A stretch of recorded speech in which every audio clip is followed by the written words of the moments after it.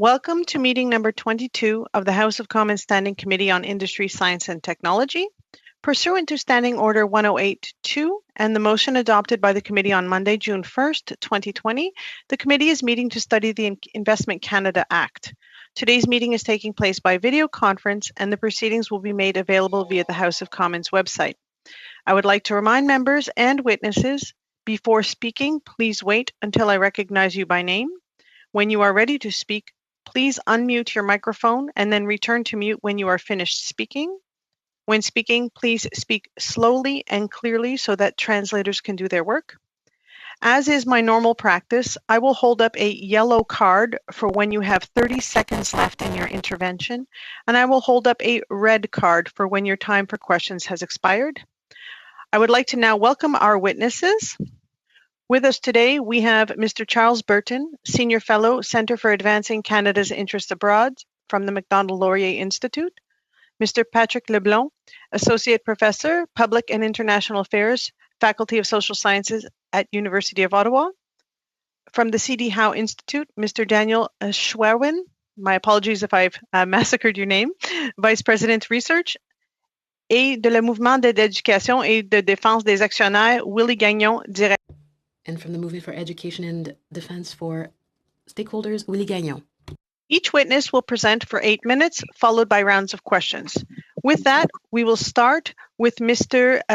Burton. You have the floor for 8 minutes. Thank you, Chair, and good morning, everybody. I'd like to speak on the aspect of your study of the Investment Canada Act, which is to determine whether Canada should place a temporary moratorium on acquisitions from state-owned enterprises of authoritarian countries. And I'm happy to speak to you this morning. Je crois que la traduction ne fonctionne pas. Madam Chair, I think interpretation is not working. I will pause. Thank you, Monsieur Lemire. And we will just check with interpretation. Mr. Burton, are you on English or on the channel for interpretation? Yes, I'm on English. Okay, perfect. I'll double check that, but I believe I'm on English.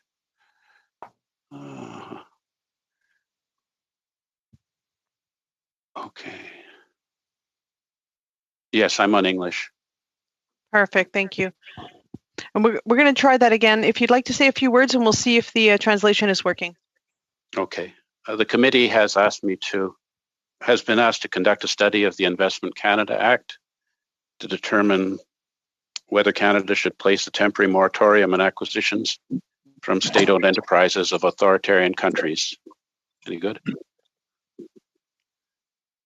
I'm not getting any translation at all. I'm just going to have the clerk verify with IT. There's absolutely no translation into French at the moment.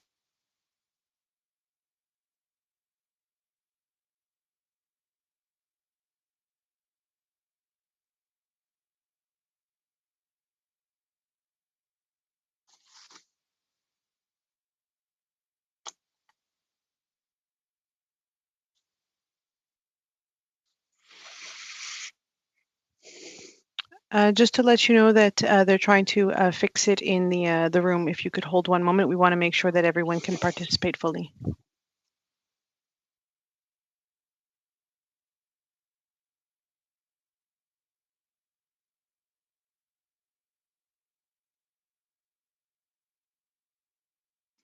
I believe we are now good to go. We will try that again. Mr. Burton, can I ask you to start again? Thank you. Okay. So is everything good? Any interpretation? Hello? Okay. Are you good? Okay. So I'd like to speak to the aspect of your study on determining whether Canada should place a temporary moratorium on acquisitions from state-owned enterprises of authoritarian countries. And my area of expertise is in China. So I'll talk about Chinese state-owned enterprises in this regard. I had a look at the Investment Canada Act, and I see that the definition of state-owned enterprise is an entity that is controlled or influenced directly or indirectly by a government or agency, or by an individual who is acting under the direction of a government or agency, or who is acting under the influence directly or indirectly of such a government or agency. So in this regard, I would point out that pursuant to the requirements of the company law of the People's Republic of China, a Chinese Communist Party committee, led by its party secretary, is required to be at the top of the management pyramid of People's Republic of China enterprises. So looking at our definition, while, for example, the firm Huawei does not self-identify as a People's Republic of China state enterprise, it is, without question, ultimately directed by Huawei's Chinese Communist Party branch General Secretary Zhou Daqi, who is required under party discipline to comply with direction from Beijing. And this discipline would apply to all the party members at Huawei, including the CEO, Ren Zhengfei. So I would say that Huawei, and indeed all enterprises from China, meet the Canadian definition of state-owned enterprise for the purposes of the Investment Canada Act. And just to supplement, I would point out that the career paths of leaders in major Chinese state enterprises are determined by the Chinese Communist Party Central Committee's organization department. So typically a leader in a state enterprise may be transferred by the party to work as the governor or party secretary of a province, and then back into a senior role in another PRC state business entity. So I would very much agree with the government's recent policy statement on foreign investment review and COVID-19 that, and I quote, "Some investments into Canada by state-owned enterprises may be motivated by non-commercial imperatives that could harm Canada's economic or national security interests, a risk that is amplified in the current context." So I think that it's clear that there is strong integration of Chinese state enterprises into the political and strategic goals of China's Communist Party state. I note that the Prime Minister Trudeau's former senior policy advisor for global affairs and defense, Roland Paris, indicated in an article last week that the PRC, and I quote, "uses state-directed firms and targeted economic rewards and punishments to gain political leverage over other countries." So this seems to be a generally accepted view. We've seen this applied with regard to China's arbitrary violation of canola seed contracts with Canadian enterprises. And there are many other examples that I would be happy to outline in the question period if asked. Furthermore, looking at this aspect of the enterprises not being like corporate entities in democratic countries, if you look at the PRC's much touted Belt and Road Initiative to restructure global infrastructure in China's favor, many of the Belt and Road projects funded by China are in fact money losers, but serve the People's Republic of China's geostrategic interests all the same. And we see this phenomenon of debt trap diplomacy, where China has acquired ports in repayment for high levels of debt incurred by these money-losing, unfeasible projects. And this is not just going on in the developing world. PRC-associated companies' acquisition of Chinese language news media here in Canada and PRC-controlled social media applications such as WeChat actually enforce the People's Republic of China Communist Party's propaganda department censorship norms over communications taking place on the soil of Canada. So the WeChat is censored out of Beijing, even though the communications may occur entirely in Canada, say between an MP and constituents via this app. I find this highly disturbing and a threat to our democracy. But ultimately, I believe we should apply the principle of reciprocity in our assessment of Chinese state investment in Canada. For example, the government of China forbids foreign firms from acquiring Chinese mines and other natural resources under the Chinese constitution on Chinese national security grounds. The same would apply for high-tech acquisitions and telecommunications. But this is not reciprocal here in Canada. So they're able to acquire things in Canada that we would not be able to acquire in China. So let me just conclude by suggesting that principles of reciprocity and fairness is what our trade and investment policy should reflect. We need to stand up for the international rules-based order by our actions and not just by our rhetoric. I'll conclude with that. Thank you very much. I look forward to your questions and challenges later on in this event. Thank you very much, Mr. Burton. And our next witness is Professor LeBlanc. You have the floor for 8 minutes.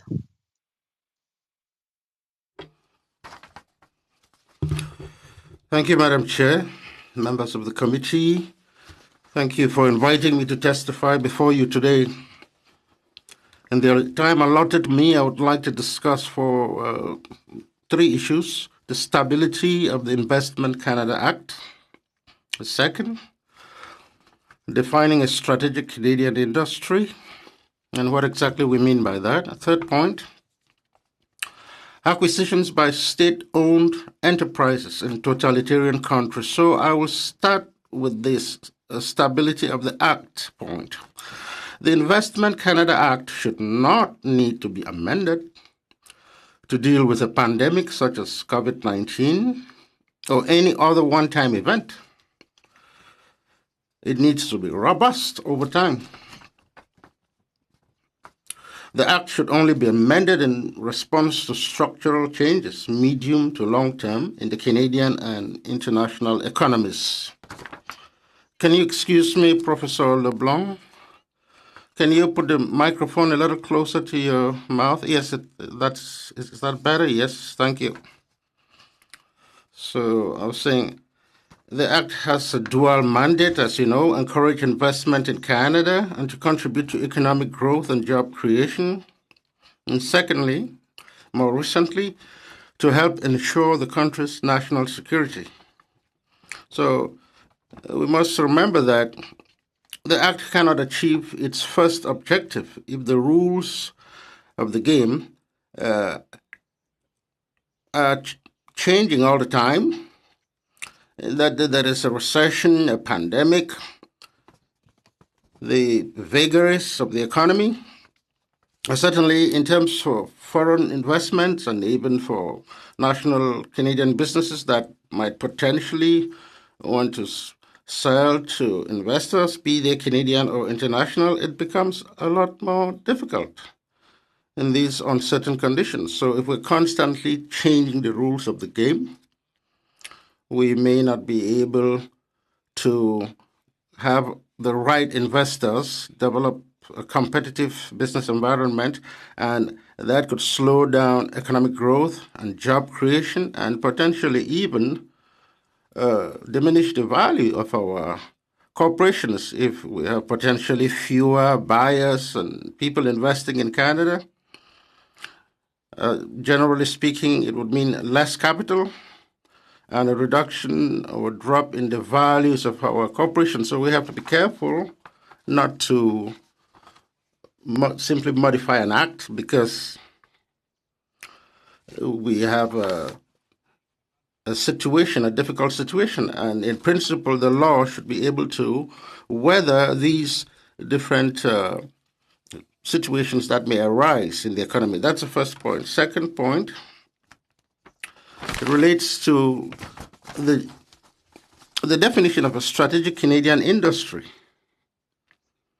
as was mentioned in the statement. So the question one might ask is, what is a strategic industry? Is it an industry that is essential to the proper functioning of the economy and society? Mr. Burton mentioned issues related to competitiveness, democratic values. Is that what it means? So what is meant by essential? And the problem is that everyone can come up with their own definition of that concept.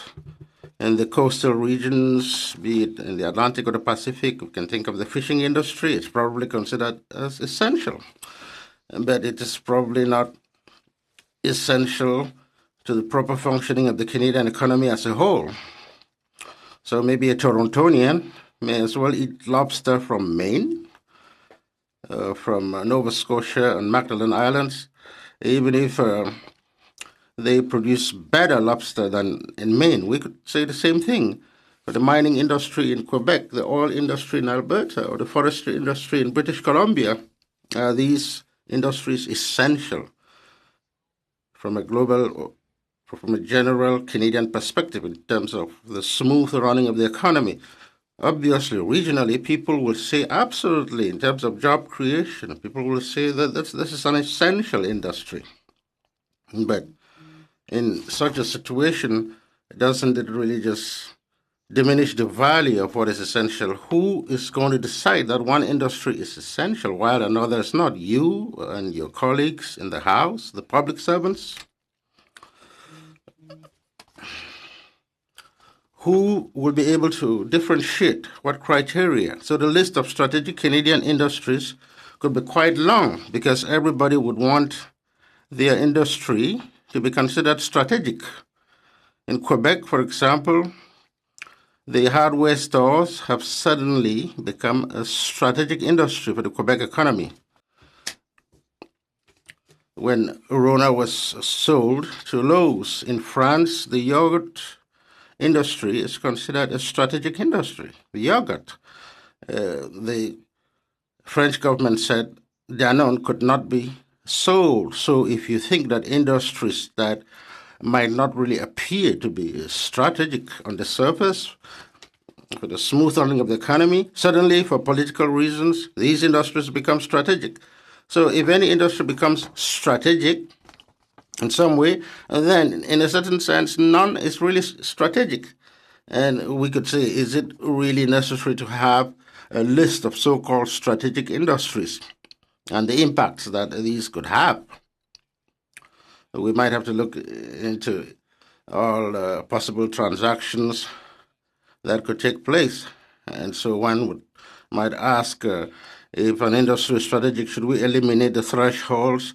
And then you could think of all the bureaucratic processes that involves. So as far as I'm concerned, I think the current act, its approach in terms of the thresholds, the regular thresholds for state or crown corporations and the issues related to national security, the thresholds don't apply. I think we can handle the strategic industries in that way. I think a strategic industry relates to national security. It's not only strategic in terms of job creation or economic growth. So we are getting into the concepts of the net profits that departments have to put in place as they look into every acquisition. So in ending, I would like to discuss the acquisitions by state-owned enterprises from totalitarian countries. What is the objective? Mr. Burton spoke about the reciprocity principle. That could be a goal, but I think that also points to the issue of national security. Otherwise, what's the difference between a state enterprise and a private enterprise? If it's only about economic performance, studies show that there is no real difference between the performances of state corporations and private corporations in terms of their management. So once again, if it's not an issue of national security, what is the difference between a state-owned enterprise in a totalitarian country and one in a democratic country? So I think the act is strong enough as it is right now with the current guidelines. Thank you for listening to me. I'm ready to answer your questions. Thank you, Mr. LeBlanc. Mr. LeBlanc. You have the floor for 8 minutes. Thank you very much. And thank you, Chair. Thanks, the committee, for this invitation. The question of whether companies within strategic industries have been devalued or have lost value would be easier to answer if we had a clearer idea of what constituted a strategic industry. And there, let me pick up where Patrick Leblond left off. Also, in the same vein as what he was Patrick was saying, we already have provisions. Let's not forget that, for scrutinizing foreign investments of any size, for any national security concerns. We already have a lower threshold and a different ways of calculating value for scrutinizing foreign state-owned or influenced, as Mr. Britton was saying, foreign state-owned enterprises. And then we do for non-SOE investments. And we already have, of course, restrictions in place in a number of sectors that we obviously consider strategic, whether it's cultural industries, telecommunications, transportation, and others. So that's already our current regime. So when we mean strategic, we have to mean, or a new definition of strategic, which we must have in mind, we mean more than that. And indeed, in fact, I would agree that in light of the COVID-19 crisis, we see that the supply of goods that Canadians rely on for their security and safety is, for example, medical or food supplies, is more fragile than perhaps we had realized. And enabling Canadians to scrutinize investments that threaten those supplies would have to be seen as a strategic matter properly, in my view. Canadians also sense that new technologies will be at the forefront of our recovery from this crisis. Governments that have supported the development of new technologies via subsidies, supported the development of ecosystems that allow these technologies to be commercialized from a Canadian base, which is really ultimately the goal of policy, might want to discourage any panic selling from those firms or those technologies in the current context. Panic selling that might jeopardize this policy goal. And you can think of other strategic firms or sectors, whose disappearance might trigger a really catastrophic loss of Canadian production capabilities in a number of sectors. The auto sector has often been mentioned in this respect. But I would want to urge the following consideration. The loss of this kind of economic activity is not the same thing as selling a firm operating in these sectors to a foreign entity. FDI in general has been very good for the Canadian economy as long as foreign-owned firms, state-owned or otherwise, follow Canadian rules and regulations. And to me, that's really the crux of the matter. Sorry to the translator, I'm not following my notes here. So back to the notes. Having said this, I do not see generalized panic selling. What I hear, and the market, as we've seen, has rebounded. What I hear is that in general, government support measures and lenders that are in turn, whose liquidity is in turn supported by governments, of course, and the Bank of Canada, lenders do, by and large, support their clients, provide the bridges, the lifelines that allow companies some room to breathe and to continue operating through the emergency closures and then temporarily reduce demand. That's in general. Of course, some companies will not survive the crisis in their current form, or will survive it only if they are allowed to restructure and refinance or become more sustainable under changed business models, reflecting changes in demand and safety requirements, and in general, a different perceived risk-return profile on the part of investors for different industries. I'm thinking of the airline industry, for example. But as companies contemplate their future, seek more secure financing, seek to restructure in some cases, again, foreign investment can be a very useful way of providing capital to these companies, or channel through which capital is provided. And again, I would be careful against any knee-jerk reaction against FDI per se. The other thing is that, the changes that these companies are going through, really, it's a global phenomenon. It would be one thing if a Canadian company was alone in suffering, an airline company was alone in suffering. But all the all the airlines are suffering around the world. So it's not necessarily the case that competitors have the means to come in and pounce on the Canadian firm. So again, I'd be worried about imposing some new restrictions. Everybody is struggling.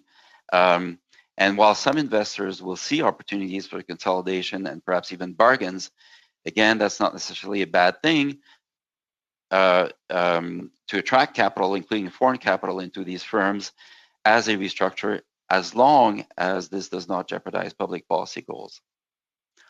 So the trick is for us to get the tools, or give us the tools, to quickly sift through investments that are potentially inimical to Canadian interests while retaining the door as wide open as we can to others.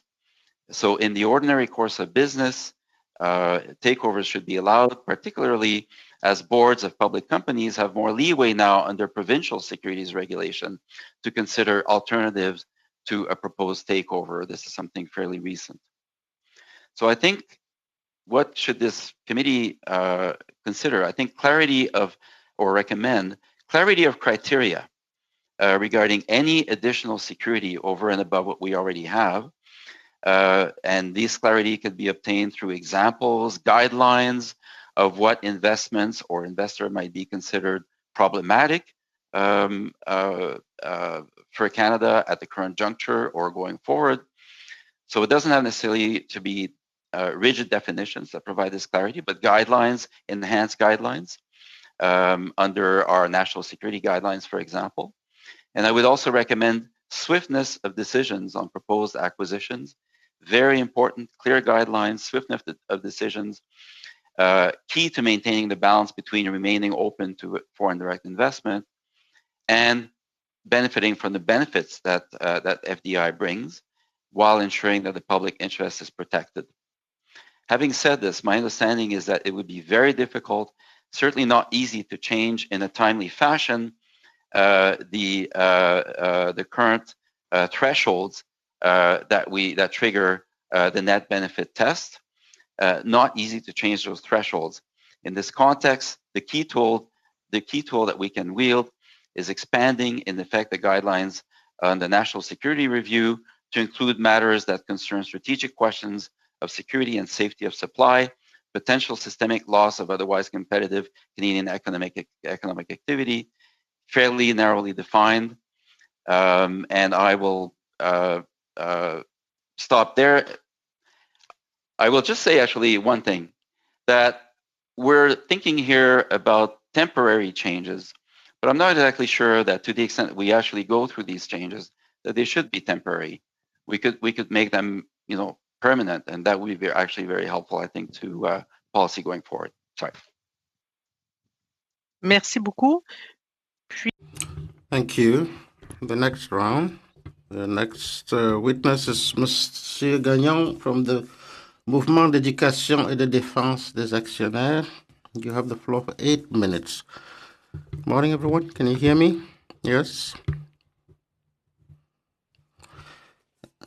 I would like to start with the fact that we believe that the Canada Investment Act is a very essential measure for all democratic countries, but it's not really sufficient. This act is coming up after a whole series of provisions that should be much longer than they are today. It is sort of running ahead of a whole series of measures. There are two principles that have to be protected. The headquarters within the countries, basically the multiple voting rights regime within a country, and the threshold of 66% that is necessary to acquire a corporation. We know that in Quebec law and in Canadian law on chartered corporations, to acquire a corporation, 2/3 of the shareholders of a corporation have to vote in favor of the acquisition for that to take place. So corporations like Sapoto, that is not a voting share holder, has 40% of the shares, and they have the power to block the acquisition. So you have this multiple control shares, shareholder, whether they're minority or not, they can have the majority of the voting. Monsieur Gagnon, can you speak a little bit closer to the microphone? Can you hear me better? Yes. Yes, thank you. So a corporation with multiple voting rights, they can block the acquisition of a corporation. So the protection is based on a shareholder that is generally the founder of the corporation. We have looked at reports of the report of the working group on the protection for Quebec corporations that was published in 2014. It was maintaining and developing headquarters in Quebec, where there is a whole series of recommendations that could be applicable throughout the country. This report was based on a brief that was filed by Mr. Martel, that he was introducing measures that are already in place in several American states that I think we can bring in here to protect businesses, especially the abolition of control share acquisition. We could limit operations, these business combinations. We could eliminate some of the poison pills that you all know. It's diluting the shares of the buyer by allowing other people to buy at a certain price. The fiduciary duties and some of the classified boards that allow us to stagger over several years the total renewal of the board, and this makes the acquisition a lot more difficult. It takes a year to renew the members of the board, and that sometimes discourages buyers. We looked more specifically at the issue of the fiduciary duties of the boards, especially in terms of handling interested parties or constituencies. In English law, in the United Kingdom, all fiduciary duties are described in the Act, and the list of all the constituencies are described in the Act. So I can give you a direct quote from the Company Act 2006. Must act in the way he considers in good faith would be most likely to promote the success of the company, benefit of its members as a whole.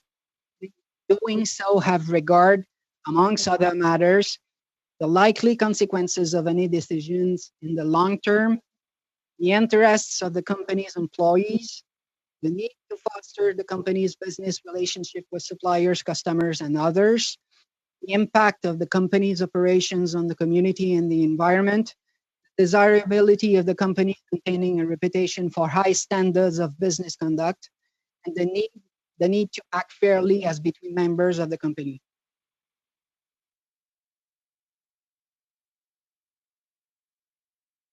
Donc, en droit, So, in English law, the administrators of a corporation have a duty to take into account the interests and the rights of all the constituents, the state, they have to take into account the environment. So all of these issues were raised previously by all the previous speakers in terms of acquisition of a corporation by a dictatorial state or a state where human rights are not respected.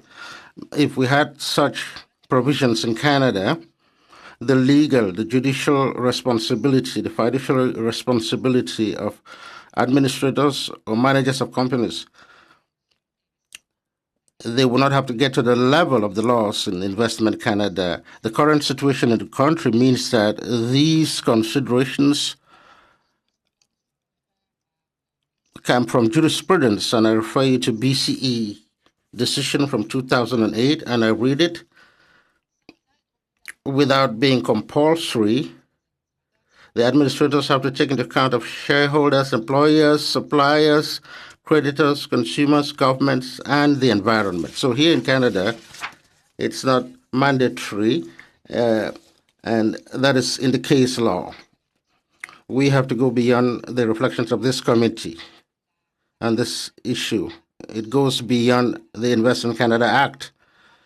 We have to see upstream what's happening. So we would also like to refer to Mr. Allard's study from 2016 from the headquarters of major corporations in Quebec. There was a whole series of companies that are susceptible to being acquired. In Quebec, they don't have protections that are already in place. They don't have multiple voting shares. They don't have groups of shareholders that go beyond 40%. There is a list of 16 corporations that are targeted or that are in danger: Metro, Gildan, SNC Lavalin, Dollarama, Transforce. You can look at the list. Now, one of the difficulties with the Act as it currently exists is that the department concludes if the transaction is in a net benefit for Canada, but doesn't have to reveal the reasons why this conclusion has been drawn. So maybe should be some more transparency on that aspect, in our opinion. Thank you. Thank you. To our rounds of questions. Our first round of questions goes to MP Rempel Garner. You have the floor for 6 minutes.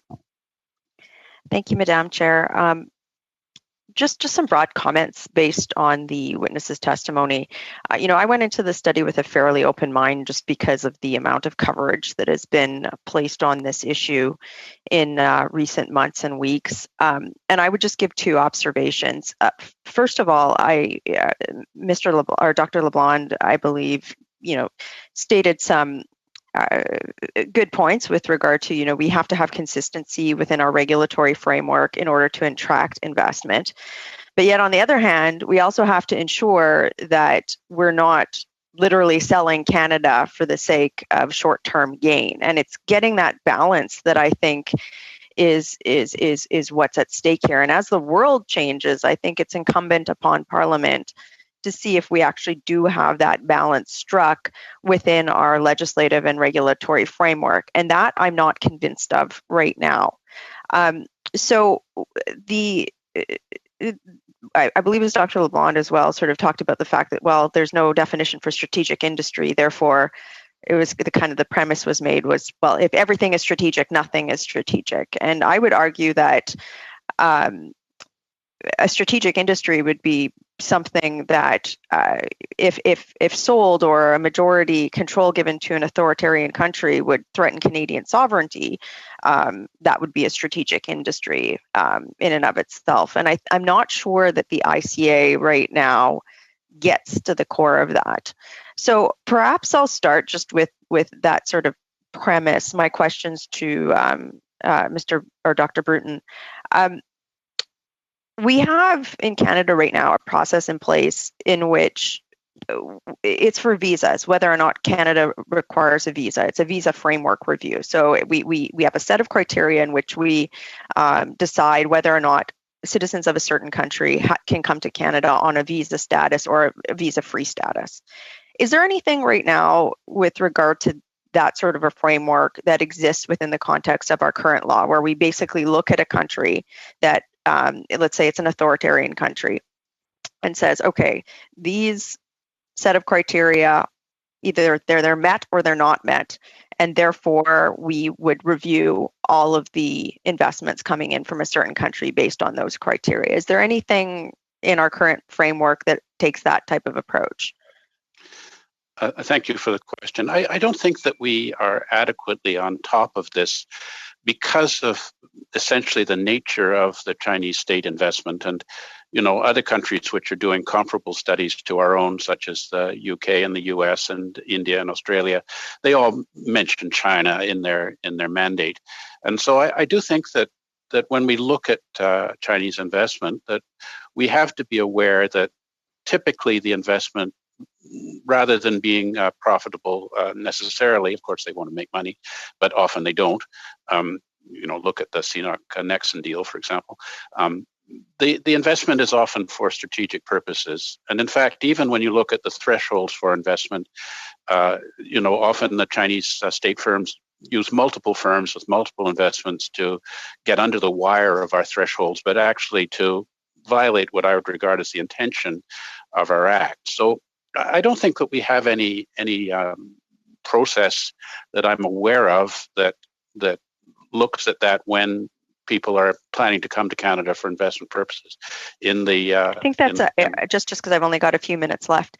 Yeah. I think that's a really good point when we're talking about, okay, well, what is a strategic Canadian industry? We know for a fact that some authoritarian countries definitely have their strategic priorities with regard to FDI laid out with regard to our countries. So I think that that's important to note as well too. So I do take the witness testimony that said, like, look, any major changes or overhauls to the system would take time. I take that to heart. But in the meantime, I guess I would ask two questions, Dr. Bruton. Do you believe that in the short term, moratorium on SOEs from authoritarian countries should be placed, number one? And number two, do you think that it is incumbent upon Parliament to do a more comprehensive review of our FDI investment framework, given the changes in the global context? Yes, I do. I do support the idea of a temporary moratorium pending further investigation by Parliament and the setting of clearer criteria for these kinds of investments. We just need more awareness of how this works and, where the Canadian interest lies, and more clarity on net benefit. And I'd like to see a more open and transparent process that would give us more awareness of the basis for government decision making in this regard. So, the Canadian people should be more aware of what's going on and how our government is responding to it. With the time I have left, Mr. Schwanen, Dr. Schwanen, I'm not sure, could you give us a sense of the total investment profile right now? Like, what is the investment profile for FDI in Canada right now from authoritarian SOEs? Like, are we primarily attracting FDI from authoritarian SOEs? No, I would say no. It depends on the sectors. And I can see where some governments, you mentioned their strategic objectives, whether they're authoritarian or not really, but they would want to come in here, take over a Canadian company. And then the key thing for me is not act in Canada's interest. So that to me, that really is the question. And I can see some sectors, mining, resources, where that would be the case. I would just say our regime is currently able to deal with those as is almost. Thank you very much. And our next round of questions will go to MP Lambropoulos. You have the floor for 6 minutes. Thank you, Madam Chair. And I'd like to thank all of our witnesses for being here in order to help us with this study today, to answer our questions. I understand that FDI is great and it's good for Canada, generally speaking. And if we're able to attract foreign investment, obviously the economy is better and the value of our country goes up. As FDI decreased globally in recent years, in Canada, it's actually been on the rise, which is great for Canada. And Mr. Schwanen, actually, you mentioned that we should discourage Canadian companies from panic selling in order to make sure that Canada and Canadian-owned enterprises remain and that we stay strong. If we're not going to scrutinize further foreign investment during this period, and if we don't make our the act stronger, what ways do you think we can? What are the ways you think we can discourage companies from panic selling during a time of crisis such as the one that we're in right now? How can we make sure that Canadians don't sell their businesses to foreign investors while still receiving some help from them if it's needed? Sure. So thank you very much for that question. I'll go straight to the heart of what I was trying to say. I lost track of my text there for a minute. I think that the national security, as you know, any investment can be scrutinized for national security reasons. And what I was saying is that in the current context, those reasons can be expanded. We have guidelines that the government publishes let's maybe publish expanded guidelines. This is what we, at least in the current context, but maybe going forward, we consider to be national security, the food supply chain, the medical supply chain, and frankly, that could deal with some of the concerns from SOEs as well. Are you threatening to steal Canadian technology, for example? So these sort of considerations, we can actually deal with them, I would say, right now by expanding those guidelines. And that's really what I was saying. A couple of other points. One is that the best defense is to keep the Canadian economy strong and the valuation of Canadian firms fair. And I think that some of the policies that we've seen in place and the support by the Bank of Canada and our banking system in general really helps companies navigate without being undervalued, if you like, unfairly. But the last point I would say is that sometimes a Canadian company will need to find investors to stay afloat, keep jobs in Canada. And we don't want to close the door to what would be a perfectly good foreign investment if we can avoid that. So those are my main points.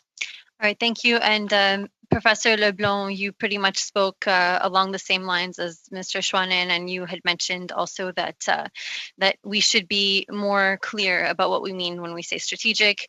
Do you have any recommendations on how to make this clearer in if we're going to be changing anything? Yes, thank you for your question. The issue, obviously, of trying to define what is strategic, in my view, most of what we would consider strategic probably falls under national security. Whether, as Daniel mentioned, it's technology, whether it's infrastructure. We can think about energy, we can think about ports, roads, telecommunications, the media, culture. I mean, these are all, in terms of society, in terms of our economy, things that we would think are strategic. But I think within the view of what, the broad definition of national security, and even the issue of threatening sovereignty, I think that I agree with Daniel that we can potentially expand the guidelines to make them clearer, but we don't need to change the law per se. There is sufficient flexibility right now to address these issues if we think that, for instance, having some kind of control or sovereignty over the production of medical equipment or personal protective equipment, these kinds of things.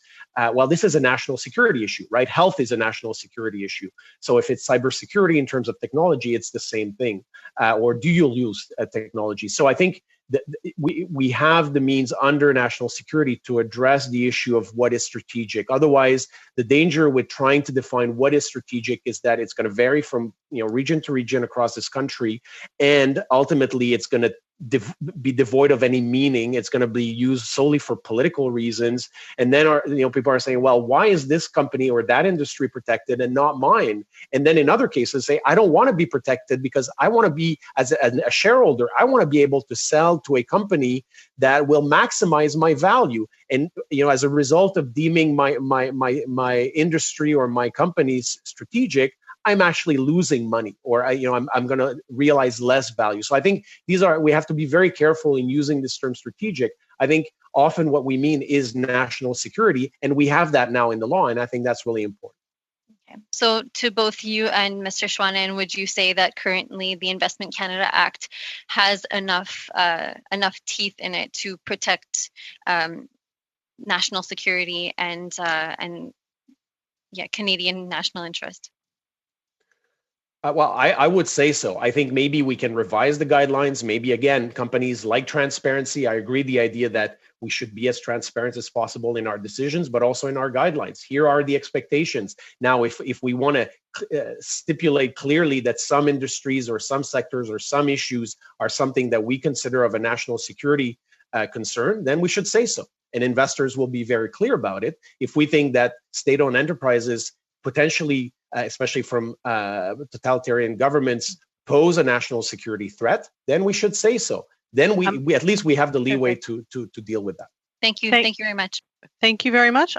Notre prochain tour de questions, c'est député. Our next turn is for MP Savard Tremblay. You have 6 minutes. Thank you very much, Madam Chair, and thank you to the witnesses for their presence. My question would be for Mr. Gagnon. First of all, I would like to thank MEDAC because the rights of shareholders are often violated. So I thank you for your work. Well, we were founded in 1995. Well, yes, by a great Quebecer, as a matter of fact. So thank you for your work. And you said in your presentation that the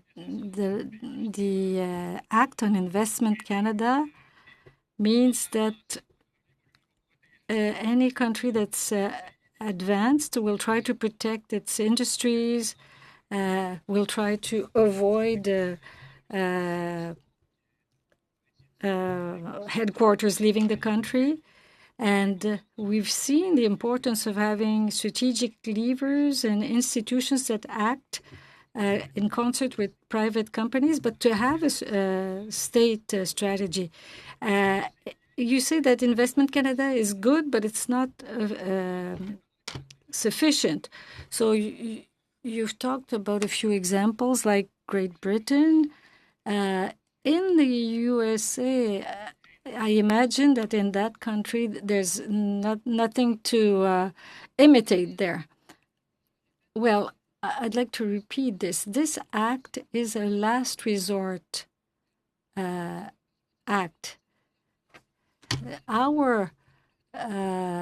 What we're saying is that there are already a series of measures on the table that should be implemented. And our problem now is an issue of harmonization. The problem when you want to implement those measures is the existence of a hybrid regime in Canada. Some corporations are registered at the provincial level, others at the federal level. So the best progress in that area are progresses allowed by provinces through the markets. And there's a whole series of initiatives that can be taken by this association. And there's a whole series also. It's in the Canadian culture of management of companies that behaviors have been changed by the TSX. For example, TSX is imposing rules to companies that are not necessarily imposed by the Act. So it's high time that we have a national initiative that explores all those problems raised by harmonization. And we should review all this to be able to have several steps that would allow us to protect Canadian companies, not only an act such as this one, which is like an atomic bomb. By the way, the thresholds that are set now to benefit from the protection of the Act are getting quite high for some companies. If we look, for example, at the example of Bombardier, 2.5 billion shares, it barely qualifies for protection under the Act. So if someone tomorrow wanted to purchase Bombardier, it wouldn't be possible to protect it with this Act. But we can suppose that the situation will worsen. Mr. Tremblay, do you have your headset with your microphone today? You cannot hear me very well? Yes, that's exactly the issue. Could you get closer to your computer, please? Well, I was just making a parenthesis in this presentation of Mr. Gagnon to say that things will worsen with Bombardier, and the Act is no longer protecting Bombardier. And you can notice as well that the situation of Bombardier is not due to the present crisis. The value of the share has gone down. That means that Bombardier no longer qualifies. So we have to make sure that companies like that can be protected. But there's a whole series of companies like this that wouldn't be protected under the Act. And we have to also study the issue of Restaurant Brands International. Tim Horton and Burger King, it is now the same company for fiscal reasons. So it remains a Canadian company, but it has also foreign interests. So we have to imagine a regime that could be intervening in different steps and be assumed by the various steps of government. Un coup de baguette magique, mais cette loi-là, cette loi de dernier, elle est marquée That act d'un aspect qu'il ne faut jamais oublier. Le processus, une fois qu'une société se qualifie, le processus pour décider si oui ou non on la protège ou pas, la compagnie. You have to make The company will be protected on. I have to get back to my initial question on the American policies. Could you speak to us a little bit? I came up with the list. There are 5 possible measures. I don't have the time to do all of it, but what we're really interested in is including in the provisions, the statutes, the fiduciary responsibility of respecting the interests of all the constituents. We've been fighting for this. It will have a structuring effect on the whole economy, and it has to be in the laws of all provinces and Canadians, because it applies to everyone, and the authorities in Canada have to look into those issues. They would have the power to make those kinds of suggestions. Thank you. Okay, you have the floor for 6 minutes. Thank you, Madam Speaker, and thank you for our witnesses being here. It's an interesting topic. I mean, it's something that I first in the industry committee delved into back in 2002, 2004 with China Minmetals. We had no national security screen at that time with regards to the oversight of the Investment Canada Act. In fact, there was over, I think, 9,000 files, and not one had actually been reviewed or taken down from the acquisition process at that time. To date, I mean, when we have this discussion, we need to actually characterize it to what people can relate to. So Rona, there you go. How well did that work out for Canada? Lowe's took that over, closed stores, less competition for consumers. Zellers, we had that as a retail operation. Target came in from the United States. Zellers was making actually a profit and actually paid its workers more than its competition. Then Target withdrew from Canada, closed it, and we have less competition. Eaton's was taken by Sears. We know how Sears ended up in Canada, actually fraudulating its pension against workers, which to this day the government has not addressed, as this unfunded liability has been borne by basically working class people at the expense of them. And again, that was allowed to take place under the Investment Canada Act. Alcan, Inco, Falconbridge, Stelco, Electro Motors in London, McDonnell Detweiler at least turned down. There's issues related to it. We fought and stopped that. And even Aecon Construction in Canada was proposed to be taken over by Chinese construction firms at that time. Now, ironically, where I'm at, where I've been fighting for since 1998, a new border crossing, it was interesting because Aecon Construction would have been denied building the new bridge, the Gordie Howe Bridge, because the United States didn't want the Chinese government involved. And we're actually building that crossing right now, which is responsible in my area for 40% of the daily trade between Canada and the United States, about $1 billion. About 10,000 trucks per day. And Aecon Construction, had it actually been taken over by the Chinese government at that time, would have made the actual project and their bid null and void, reducing it to basically a competitive process of one bidding agent left over from the 3 that were tendered out. So again, competition at the expense.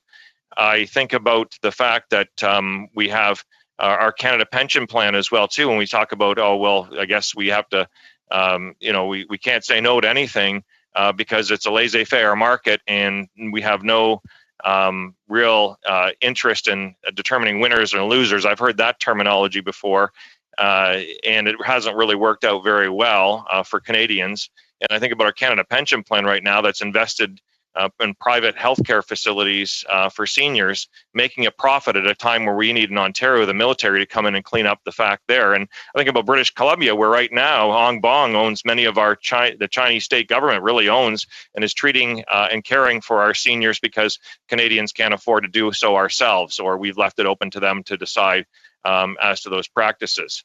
So I find this this discussion that we've had void of the real consequence of the employment aspect and also the statutory importance of having basically a strategy to go along with competing in the world.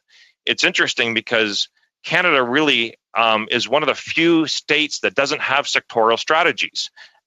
It's interesting because you even look at Kia Motors, which competes here in Canada, Volkswagen, and others in the automotive sector where I'm come from, which are heavily subsidized by state governments, either through direct investment or through their pensions. And there's also industrial strategies. In fact, even Mexico, who we recently signed an agreement with the United States, and you could even argue Trump with regards to his behavior with regards to reindustrialization, has moved national strategies and resources. And somehow we're supposed to just forget all of that and look at the bid coming in. So I do want to pose one question with regards to this discussion, though, and that is, and if it's free to any of the witnesses that have come before us here today, we are talking about China in particular, but what about other like private equity firms? Is there an interest out there to actually have some public disclosure if, and this is the real if, about things? When Canadians invest, municipalities, provinces, federal governments, in particular ownership and also tax deductions, credits for innovation and research, and as well as direct subsidies, and that includes reducing corporate taxes, do we not have an interest to guarantee that those companies at least have some domestic control? And so should we actually provide that screen for private equity firms and the state of China? If anybody wants to answer, I'd be happy to listen. If not, then I can continue this because this is just simply unacceptable, and it's absurd that we are the only country, I think, in the industrialized world that actually has this type of a policy in place where we basically say laissez-faire, good luck, it's too complicated, you sort it out.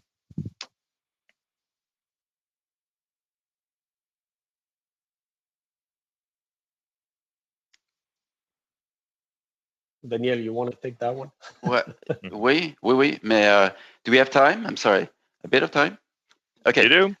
15 seconds. Oh, 15 seconds. I would just say that focusing on foreign ownership per se is not exactly the issue. We've had lots of Canadian investments that went that went bust all by themselves, including in foreign countries. We can have a long list of that. So the question is whether the Canadian or foreign investor follow Canadian policies, follow Canadian regulations, follow Canadian laws.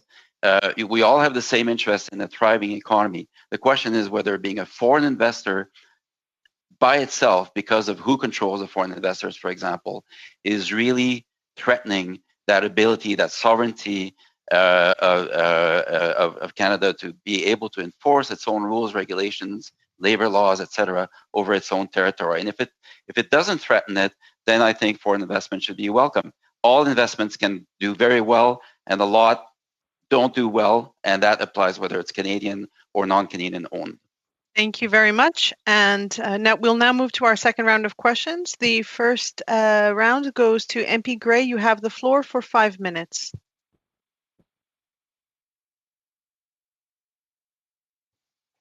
Thank you, Madam Chair, and thank all of the witnesses for being here today. My first questions are for Dr. Burton. Dr. Burton, you previously described Canada's relationship with China as one of economic coercion. Do you believe that this would mean Canada would be less likely to look at reviewing or rejecting Chinese state-owned enterprises, their attempts at acquiring Canadian corporations? Dr. Yes, Burton? that's an excellent question. I do think that the pre-existing economic leverage that China has in Canada, important Canadian firms who have extensive business dealings with Chinese communist networks and at the same time have influence over decision makers, particularly, say, in the Prime Minister's office, has inhibited our ability to properly review whether Chinese investments in Canada are in the net benefit of Canada. And this particularly leads to the kind of thing that Professor Paris referred to of economic leverage. So we're looking now at a situation in Britain where the British government are considering not using Huawei in their 5G after all. and the Chinese embassy has threatened Chinese investments in the British nuclear sector. Or when the Australians suggested that that there should be an independent study of the origins and nature of China's response to the COVID-19, the Chinese government has threatened to limit exports to China of Australian wine. They've already limited barley, meat, threatening coal, and suggesting that Chinese tourists and students would be less inclined to go to Australia. So when you have this situation where, unlike other state investors, the Chinese government apparently directly uses the economic leverage of its existing investment in Canada to further its political aims, then we have a problem in terms of our sovereignty. So I think that includes further investments or the review process of whether we should be transferring technologies, high-tech technologies with potential military applications to China.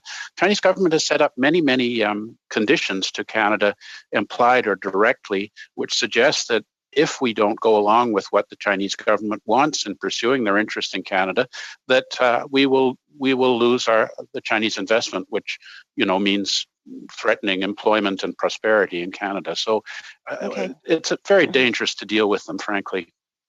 Okay, thank you for that. I've got another question here. You've also written recommending Canada end cooperation with China's United Front Work Department. And of course, this is the agency of the Communist Party of China. And can you elaborate on what influence you believe this department has in the context of China's state-owned enterprises potentially investing in Canada? Well, the United Front Work Department of the Chinese Communist Party is designed to bring people from outside of the Chinese Communist Party into compliance with the goals and agenda of the party domestically in China and internationally, including in Canada. So there's quite a sophisticated engagement with persons of Chinese origin who may be menaced by the agents of the Chinese regime operating in Canada, some of whom may be diplomats. And also in terms of engagement with key Canadian policymakers in terms of benefits or implied benefits if they support policies which are more in the interest of China than in the interest of Canada. So I do think that, part of what you're saying is that our government has not responded sufficiently to the concerns expressed by the RCMP and CSIS with regard to the activities of agents of the Chinese state engaging in coercive or menacing activities or influence peddling of different types. And that's partially part of the whole thing. The Chinese government doesn't want that. So I believe that we should investigate this matter of agents of the Chinese state operating in Canada with much more vigor, and that existing reports on this that have apparently been shelved by the government should be brought into implementation, because this is really a matter of protecting our Canadian sovereignty and democracy.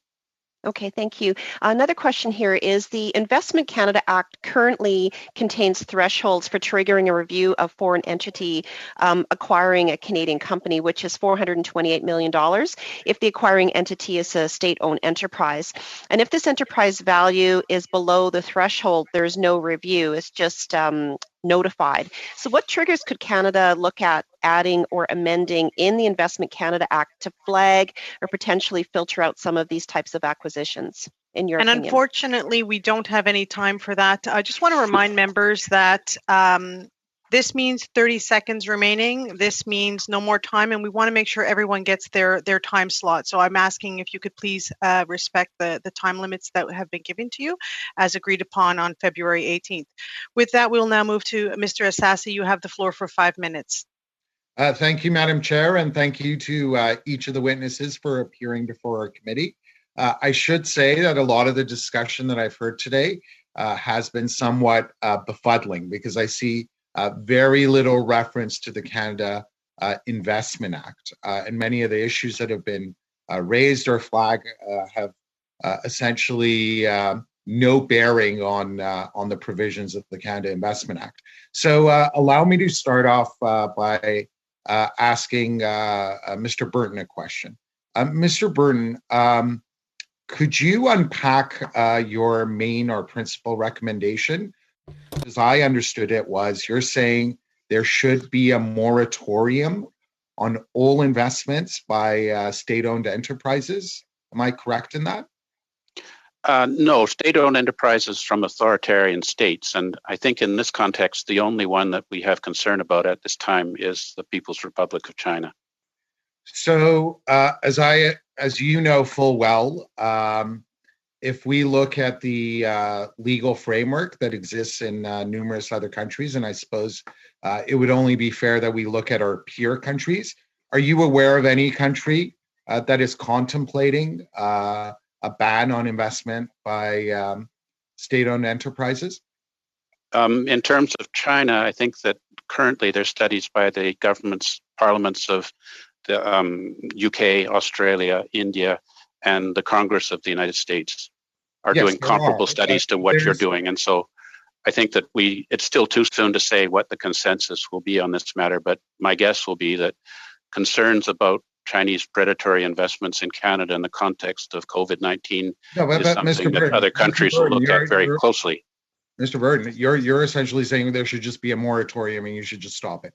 Do you know of any other G7 country or OECD member which is seriously considering a complete ban on investments by state-owned enterprises? From China, yes, not from other countries. And would you clarify for us what country this is that is seriously considering? The United States yesterday has made an announcement. Congress is considering such a thing. There are also currently parliamentary hearings in Australia, India, and the UK but each on this one of question. They're considering how to strengthen their system. They're not proposing a complete ban on investments. So, if I could next go to, and would you see with your moratorium, Mr. Byrne, would you see any unintended consequences if we completely banned investments?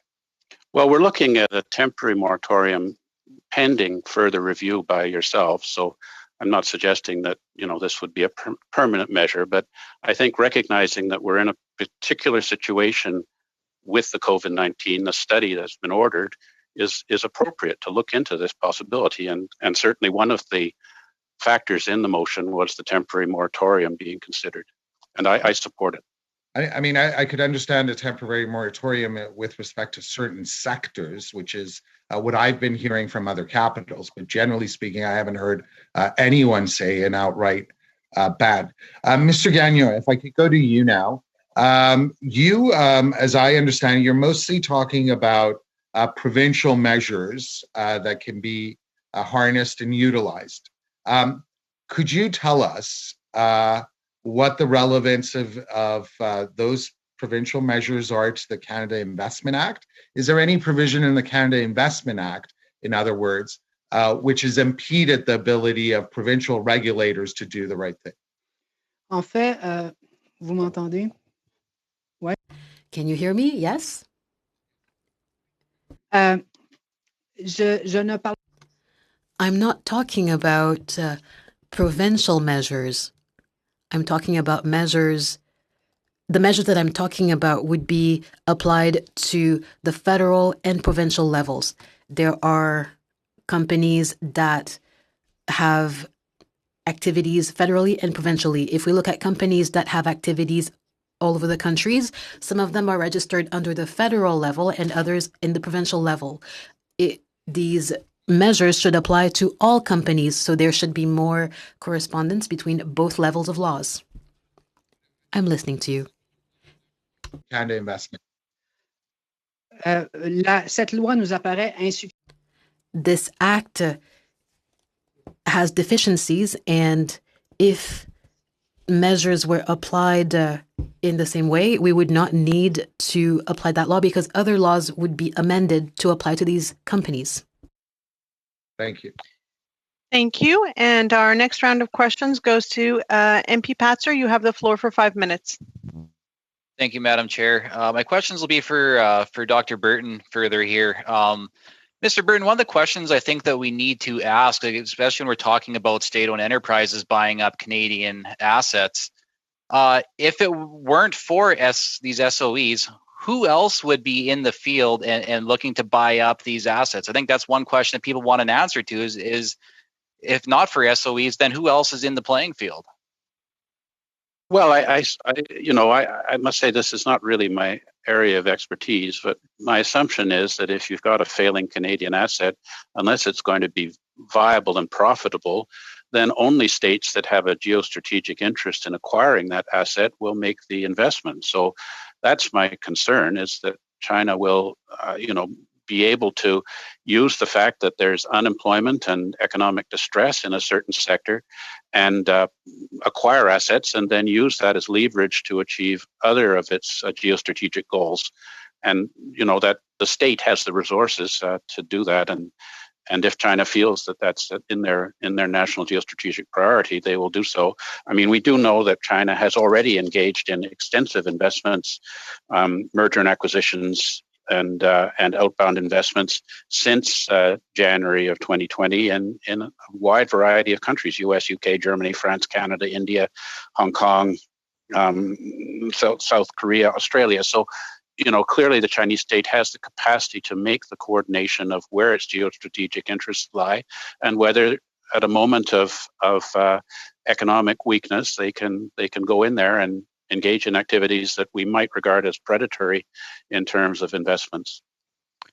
So if Canada were to continue directly or indirectly making investments in other countries' projects and industries, how would that impact our domestic industries or infrastructure projects here?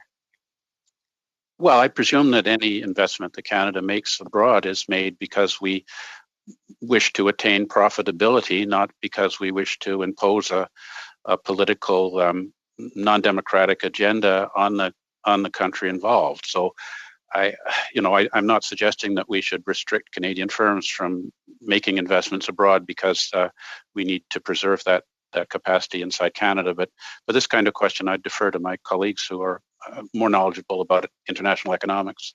I just have one other quick question for you, Mr. Burton. What role do foreign investment banks, such as the Asian Infrastructure Investment Bank, have in the acquisition of enterprises around the world, whether in Canada or abroad? Are there any high-profile natural resource development projects that have been acquired by these sorts of firms? Well, the Asian Infrastructure Investment Bank is a Chinese-controlled investment bank alternative to the World Bank and the Japanese-dominated Asian Development Bank, which seems primarily to serve the interests of China's geostrategic program of the Belt and Road. So there are no projects in, say, Canada, but we have made a substantial contribution to that Asian Investment Bank, which I believe would serve China's interests more than that of Canada in the investments that they're undertaking in Asia. Thank you for that. And then I'm just going to switch over to the C.D. Howell Institute here. The C.D. Howell has called for significant reforms to the foreign direct investment review process. You've previously said we need to be taking technological or policy changes into account as well. So with huge technology changes such as 5G on the way, along with the recent COVID-19 restrictions, would you modify your proposals in any way, especially from a national security standpoint?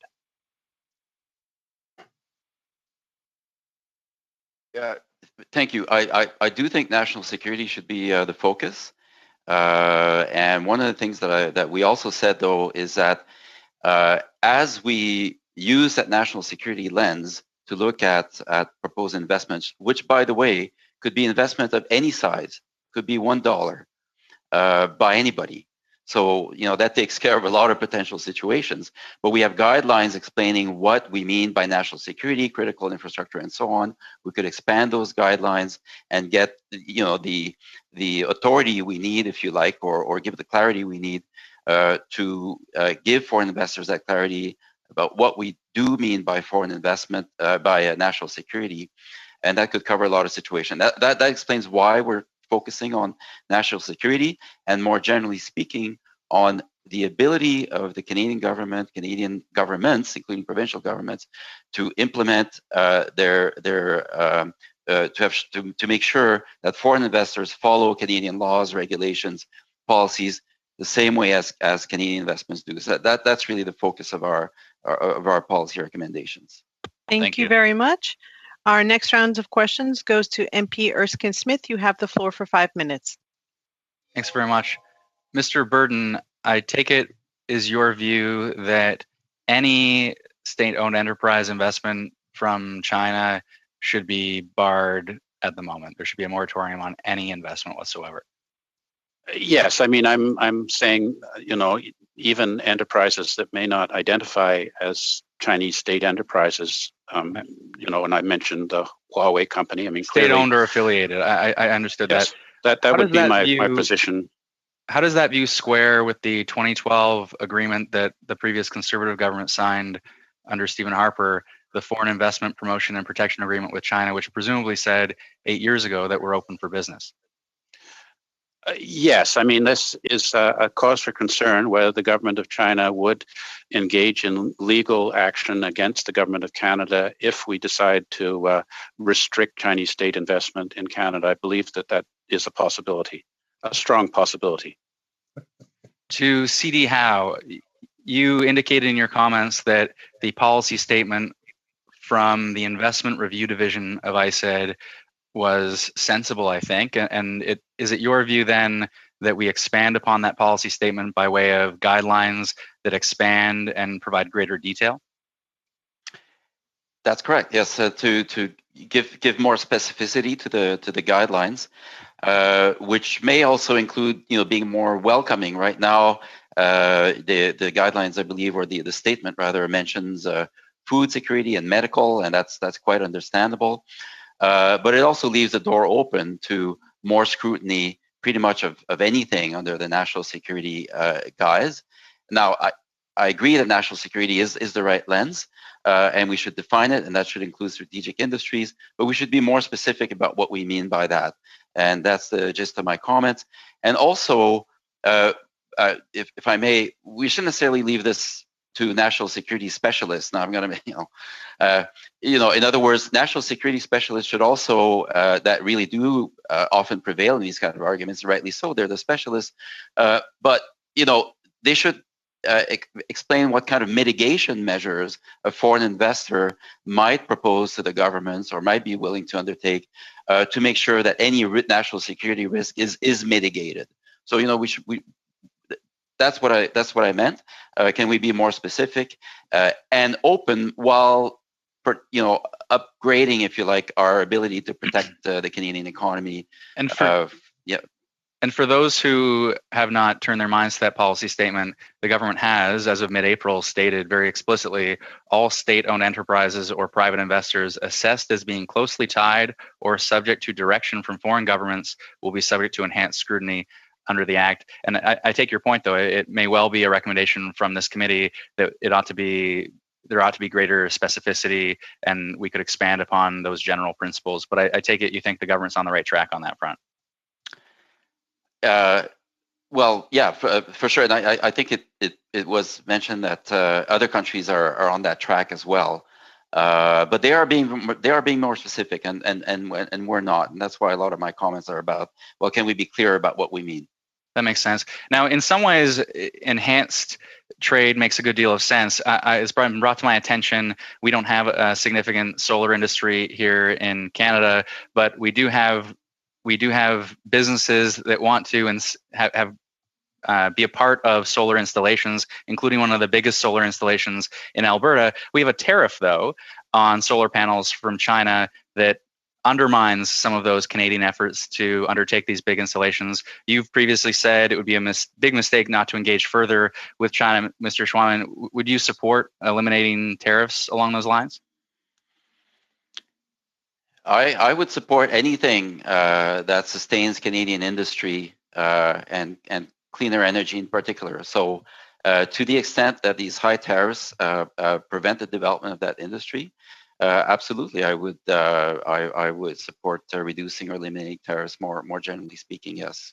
And my last question for you, Mr. Schwaman, and it's difficult because obviously we know that China is one of Canada's largest trading partners. It is inevitable given the size of China's economy. But when we see not only human rights violations, which a number of countries violate human rights, and it's a challenge to police all of those efforts through trade, but when we see China's willingness to use our economic reliance and trading relationship to punish Canada for following the rule of law and arresting Huawei CFO, and we see them kidnap and mistreat Canadian citizens, how are we to respond to that? All I would say is that we're not here to make China any favors. We shouldn't. We we especially shouldn't at this time, but that some exchanges, some investments even might still be in the interest of both, and we should cautiously pursue those while restricting others. Absolutely. Thanks very much. Thank you very much. Merci beaucoup. Our next turn will be from MP Lemire. You have 2 minutes. Thank you. My question will be for Mr. Gagnon from MEDAC. Following your comment, do you mean that we should put in the act the stakeholders? You mentioned the Central European Bank, you mentioned the shareholders, the creditors, the consumers, the government, and the environment. You said that we should take into account the superior interests of those parties. Well, obviously, what we're looking for is a change with those measures, a change in the culture of and the practices of good governance in Canada. This is what makes acts as efficient as possible. An act is not useful if nobody abides by it. And the Canada Investment Act has allowed Canada to refuse 3 transactions: the sale of McDonald to the American company Alliant. Ottawa refused the sale of Potash in 1990 and the sale of Icon in 2018. So when we look at this, it means that this act is serving the interests that serve the Department of Defense. When the good governance works well, those issues don't have to be dealt with by the state. They're settled upstream. So if we improve those rules, this is the better way to get good results on those issues. Thank you, Mr. Gagnon. And then parallel to this, I'd like to get back to item 1 of the 5 recommendations of Martel, the abolition of the right, the voting right of the purchaser. So could you tell us what would be the advantages to protect our stakeholders? Well, if you abolish that voting right, the decision to reinstore it is in the hands of the other shareholders while waiting to see what will happen with the company. So it allows people to organize themselves, and it leads us to think about the modalities that should apply to the purchaser, among others, so as to limit the rights of foreigners on the Canadian territory. Thank you very much. To MP Massey, you have the floor for 2.5 minutes. Great. Thank you, Madam Chair. Obviously, I don't believe all foreign investment is equal. And maybe, Mr. LeBlanc, you can tackle this one specifically. How did Rona being sold to Lowe's help Canadian consumers and help Canada in general? Maybe you can lay that out. I mean, I want to hear the opposite to what I'm concerned about. Perhaps you can reflect on that or any other of our witnesses. I'd like to know specifically how Lowe's taking over Rona helped Canadian consumers and Canada in general. Thank you for your question. Although I'm not an expert who has studied the Rona acquisition, I was more making an issue about what is strategic and what is not. I would believe that you raised the issue of job creations and what happens after an investment, and you've mentioned a number of them that have ultimately been failures, whether it's the acquisition of Zellers by Target or Lowe's acquisition of Rona. But the question that I was raising was obviously, are these strategic assets that need to be addressed in a separate way than other businesses? Now, the law as it is allows for when the government assesses net benefits. Obviously, one of the considerations is job creation or job maintenance. Now we can question, was that done in the right way at the time of those acquisitions? That's one question. There's also the issue of undertakings. I mean, we know that the law allows for the government to impose undertakings, and to some extent, the Quebec government did that with the Rona acquisition. Now, afterwards, I know that we have just a few seconds here, and the big issue is whether we actually follow up on these things and whether we hold these companies to what they actually promise. That to me is the crucial thing. And we saw our laws with U.S. Steel become a debacle, and again, workers robbed of their pensions. It's again, I just don't think all foreign investment is equal. But thanks, Madam Chair. Thank you very much. And we'll start our third round of questions. And the first round goes to MP Genuith. Welcome to INDU, and you have the floor for 5 minutes. Well, thank you very much. It's great to be with you. And Mr. Burton, maybe I'll just start with you a few different questions here. First of all, can you just share a little bit very specifically about how state-owned enterprises work specifically in the People's Republic of China? People may come from a framework where they think of state-owned enterprises as overseen by an independent board of directors with the mandate to maximize profit. And maybe this is a problem in general with how we view the Chinese system, is where we presume sort of institutional separation between public and private, military and non-military. If you could maybe share your thoughts on how a state-owned enterprise actually operates in China and how that might be different from what we're used to. Yes, well, I mean, it's very difficult to establish an equivalence between Chinese state enterprises or large Chinese government-associated enterprises and anything that exists in democratic, liberal democratic countries, because these enterprises are closely connected to the ministries of the Chinese state that they respond to, and they are required to be governed by their Chinese Communist Party branch. And if you look at the organogram of any of them, including Huawei, the Communist Party branch at the top, the board of directors is below that. So from that point of view, they are designed to realize the overall interests of the Chinese state and are therefore able to draw on all of the resources of the Chinese state, including military intelligence or other resources to engage in cyber espionage or the ability to acquire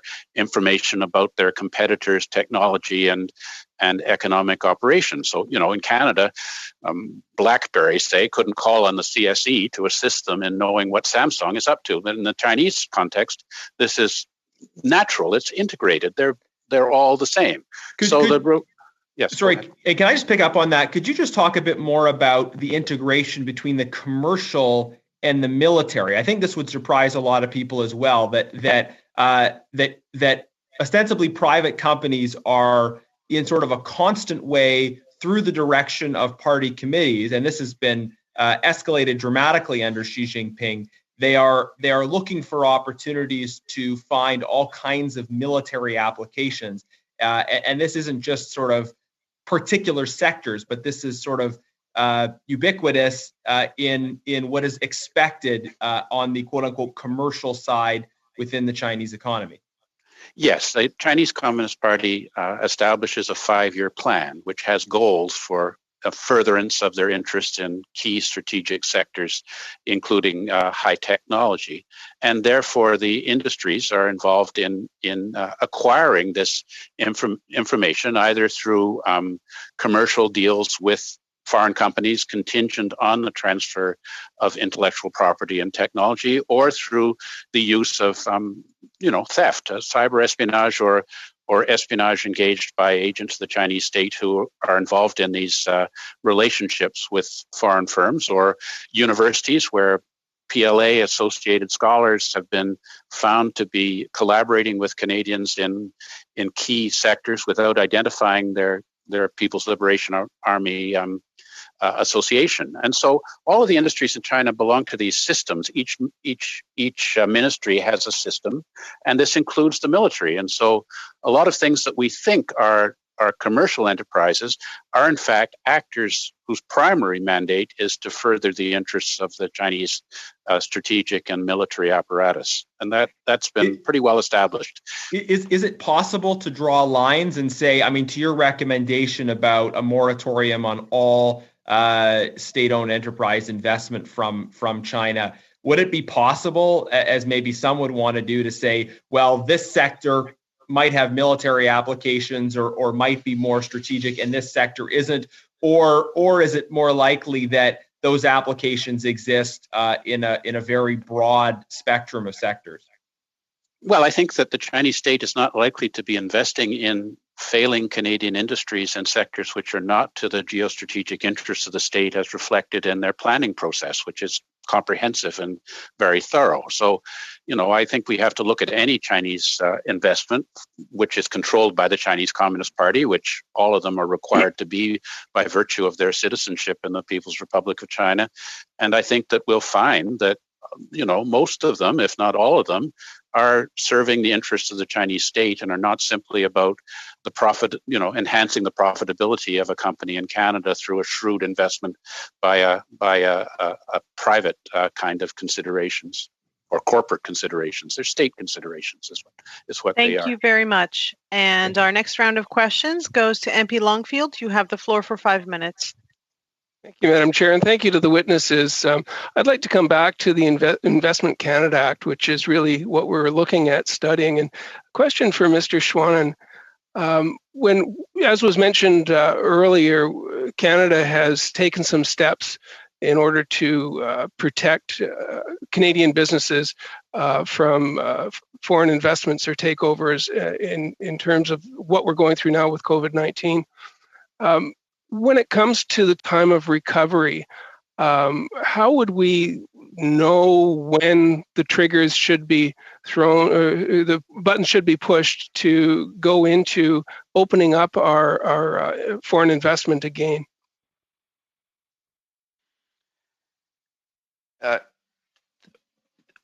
Well, thank you for that question. The short answer is that would really depend on the sector. As you know, some sectors are not going to recover for a long, long time. And if you took the sectoral approach and you figured that the sector was so crucial and strategic for the Canadian economy that if it was acquired by a foreign entity, that would threaten, if you like, Canadian economic policy or sovereignty or our recovery, then you might want to extend by sector. Okay. The more general point that I'd like to make is it goes back to what Patrick was saying at the very beginning of his presentation, which is maybe, like it is for a lot of firms, maybe this is an opportunity to examine more permanent questions. Maybe this crisis is really an opportunity for us to ask, well, what is in fact strategic? What is in fact national security? And maybe we just have a broader view of what that entails. And yeah, so that's what I would say. Yeah. So thank you. And you mentioned a term that I jotted down about being knee-jerk in terms of policy changes. Right. And I said no apologies. I sat on several international boards, companies operating in Canada. I was the Canadian director, so I was there to say what you could do in Canada, what you couldn't do in Canada, how Canada might differ from different European or Asian countries in terms of how we implement policy. And often the board would just say, okay, that's a Canadian thing, we get it. But in order to do our overall, how could we work within the Canadian context? So we're talking a lot about, in this, so far today, we've talked about a lot of things dealing with Canadian Business Corporations Act versus the Investment Canada Act. And that we actually do have laws in place to protect Canadian businesses from doing things that would be illegal in Canada. Could you maybe, very brief distinction between Corporations Act and Investment Act and how they might work together? Well, they do work together, and so I was very interested by Monsieur Gagnon's presentation for that reason. You know, it's not like you're a foreign company here, and you can't you can run roughshod over Canadian law, and as Mr. Gagnon mentioned, the Canadian Securities Administrators have recently made reforms to allow boards better than before to consider the broader the broader implications of a foreign investment. So those things do work together, and it does mean that the Investment Canada Act is there for maybe a different purpose, having to do with our ability to implement policy, our sovereignty, our national security, which is what I was trying to drive at. But all these things are complementary. Yes. Thank you very much. And that's what you mentioned in terms of clarity of criteria and enhanced guidelines. And I think that point was very well taken in terms of the Investment Canada Act. But I'm going to go over to Mr. LeBlond. And Nate Erskine-Smith mentioned a company, a solar company that was operating in Canada, Chinese owned, and Canadian Solar in Guelph might be that company. And they face solar tariffs from the United States in a lot more tariffs from the States than China. But the national policy around security concerns, where energy, including solar energy, could be part of what we're looking at. We've seen Canadian businesses recently look at their valuations decline. How do we balance getting investments into industry with some of these types of security or tariff concerns? I'm sorry, we only have about 20 seconds or less. Probably even less. The answer is that it should not matter what is the valuation of a company, whether we are in COVID or not. I think if we deem something of national interest for national security, including the inability to provide ourselves with certain goods, whether it's solar energy, well, this is a national security issue. And right now, I agree with Danielle that we can improve the process. But we have what is there in the law to actually do this. And it's irrelevant of whether we're in COVID or not in COVID. Agree 100%. Thank you. Thank you very much. Our next round of questions goes to MP Rempel-Garner. You have the floor for 5 minutes. Thank you, Madam Chair. Excuse me. Okay, just trying to take a different tack here. So if a country, rather than just looking at the issue of complete moratoriums or lowering the threshold in the ICA for a review, I want to zero in on the point, Mr. Bruton, that you made about certain countries might employ different companies to take over certain parts of a business or an industry so that it doesn't trigger the review. Using that concept and marrying it with the concept of the visa framework review, if you will, could a policy option that we look at is basically saying, look, if a country does X, Y, and Z, let's say take Canadians hostage, then we would consider placing them on a list where all investments or potential investments would trigger a net benefit review under the ICA. That would do two things. It would give Canada leverage in a situation, and it would arguably allow a discussion on whether or not that investment is in the best interest of Canadians to occur in a much more clear framework. Perhaps is that something we could consider? Well, I don't know about the legalities of it or in terms of Canadian law or how you would frame that, but I do like the idea very much that, we do have sanctions against regimes that we find are engaging in activities which are violations of the international rules-based order. We don't deal with North Korea, for example. And so I do think that something similar is important. If we see that these companies are associated with a state that is engaging in behavior which is grossly violating the principles of the WTO, for example, the barring of our canola seeds, that we would look at it as these companies being required to abide by the demands of their state. And so, aside from that, we also have serious issues with Chinese state companies' compliance with Canadian environmental and labor regulations, because they function in Canada in ways that they function in other countries that have looser regulations. So I think we have to look at the whole thing, a comprehensive assessment. Yeah, and I mean, I've watched over the last 2 years all of these things unfold. The non-enforceability of WTO decisions in certain, or violation of WTO decisions in certain countries, essentially the imposition of sanctions on our goods, and the public commentary has always been like, well, we don't have the leverage, and I would argue the opposite. I mean, there are certain countries that do these things that still want to buy out Canadian industries that have strategic value to their country. So I'm just thinking of a way without like taking the point of saying we don't want to completely chase away FDI. We don't want to be a banana republic or more of an unstable place to do business than we are under the current government. We would definitely want to say, like, look, there's a certain line that we draw as a country where we just say we're going to stop selling you our mines, right? Like, I mean, should Parliament be considering that? I think that certainly we should be considering that, and I think we should be working in collaboration with like-minded allies like Australia, New Zealand, South Korea, Japan, and the United States to try and come up with some standards that we would all apply so that China would not be able to pick and choose.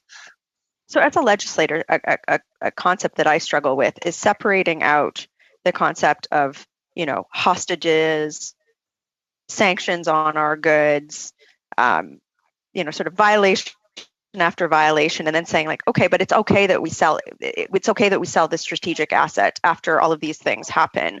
Like, at what point do we as legislators say we're being taken advantage of here, and it's not holistically in the best interest of our country to do business in this regard? Yes, and I would return to what I said before about reciprocity and fairness. If it's not reciprocal, then why do we allow China to do things in Canada that Canada cannot do in China? I think that we have to start making it clear to the Chinese government that, their state firms have to abide by reciprocal and fair principles. And I think with the current Chinese government, it's unlikely that we can achieve that. And that's why I suggest a temporary moratorium while you all consider this more closely. Thank you very much. Our next round of questions goes to MP Johari. You have the floor for 5 minutes.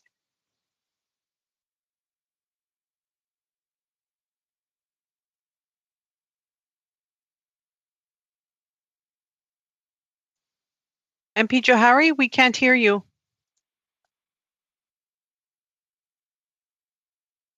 Can you hear me now? Can you hear me now? Yes, we can. Please go ahead. Okay, thank you. My apology. Still, I want to start with Mr. LeBlanc. In your opening remarks and in your responses to many of the questions from my colleagues, you talked about the fact that it's very hard to be able to define an industry as a strategic industry.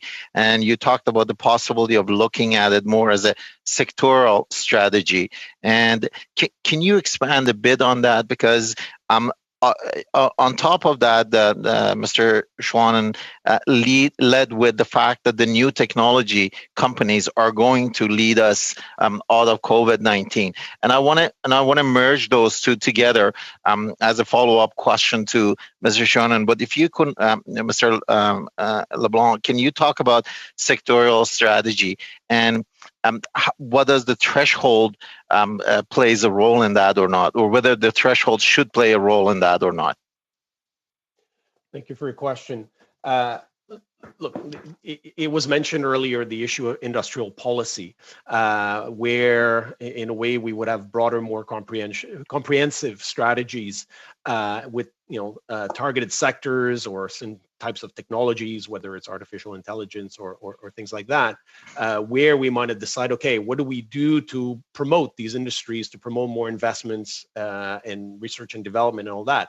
That's one way to go, but that has nothing to do with the Investment Canada Act. Now, if we want to modify the Act to say, well, in those industries that we have deemed strategic, and we've, and this is ultimately a political process, then, we want to reduce the thresholds for international investments because we want to study those more closely. Perfect. So, thank you. We have about Canada enjoys about 98% of its economy under small, medium enterprises, and we've made significant investment over the last 5 years on organization across various sectors. Advanced manufacturing, environment, agri-food.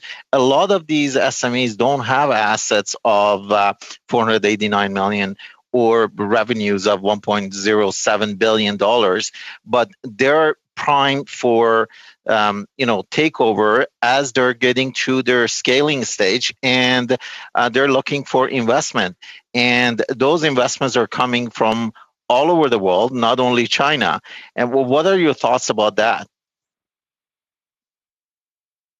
I mean, this is a difficult question because, in a way, you could say, okay, well, foreign investors can't buy a Canadian company unless that Canadian company has reached a certain scale, thereby forcing investors and entrepreneurs to reach that scale. But then, that also imposes great limits on entrepreneurs. They might say, you know what, I don't want to have to wait until my company has reached $5 billion to be able to sell it. Mm-hmm. And then, maybe they won't want to sell it. I'll go to the US to do my entrepreneurship. That's where I'll get my capital. That's where I'll set up. So we have to. And that's exactly what, in my opinion, that's exactly what is happening. Most of our investments in those development areas are going down to US for many reasons. So what should our response to that be? Well, I mean, this is a broader debate, for which I'm not sure we have a lot of time, and it takes us outside the today's meeting. But one issue, for instance, is government funding for R&D. Should governments actually, when they give funding for companies in terms of tax credits or other things to develop R&D and patents, well, should the government own a share of those patents? Should they own a share of those companies and maybe have some kind of, say on what actually happens? But this is not so much about, the Investment Canada Act. This is about really a different approach to securing at least government money. If it's private money, then we have to ask ourselves. Thank you. I got about 30 seconds. I really want to hear from Mr. Schwanen as well. 30 seconds. Okay, well, so I agree. I think Patrick mentioned, of course, if the government has an investment in IP or in a company, absolutely would want to make sure that grows for the benefits and the advantage of Canadians. And that's why we're developing the ecosystem. Canada is really great at attracting talent right now. It's a magnet for talent. And what you see is that even when foreign investors acquire a Canadian company, they leave the talent in Canada. This is what's happening here in Kitchener-Waterloo. There's some Montreal companies being taken over. They leave the talent in Montreal. And to me, that's what's really important. And not necessarily the ownership. The ownership is not necessarily detrimental to Canadian policy interests. It really does depend, but I would see that the government would want to protect their investment in IP and in industry with some restrictions. Yeah. Thank you very much. Notre prochain tour, c'est... Our next round is Mr. Lemire. You have 2.5 minutes. Thank you, Mr. Chair. Similar to some of the exchanges we just heard, I think we can have these foreign investments without necessarily allowing them full control. I think it's better to allow foreigners to buy shares from any corporation, no matter the company, but without controlling shares. What do you think about that? That's a technical issue. We require substantial modifications in other acts, not only the Canada Investment Act. This is something that's being seen.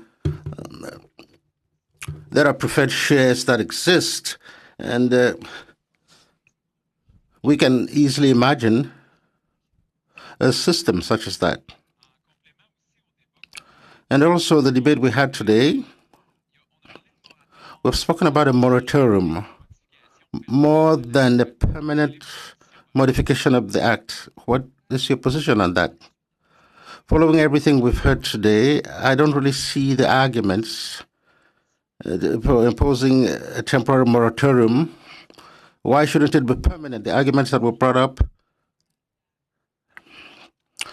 could to justify some of the mistrust towards China, it will not disappear after the crisis. So how could we amend the law temporarily, given the crisis, and we're coming up with arguments. This regime in China doesn't seem like it's going to go away easily, so I don't see how we could make some sense of all of this if the changes are not permanent. Last question. In the current context, the minister has the power to impose conditions to protect the national interest. What do you think about that? Shouldn't there be more transparency, more accountability on the conditions? Should the public be better informed? Obviously, you put your finger on the issue. What are the principles? What are the regulations? What are the criteria to justify blocking a foreign acquisition? Beyond that, we want to know which ones were accepted, which ones were used. That will boost the level of confidence for investors in Canada and also foreign investors that will be interested in investing in the Canadian corporations. There is always an advantage to have clear rules, transparent rules, and that the decisions made are also clear and that there is accountability. Quite relevant. Thank you. So, MP Massey. Thank you, Madam Chair. So right now, Huawei's decision is being kind of in limbo.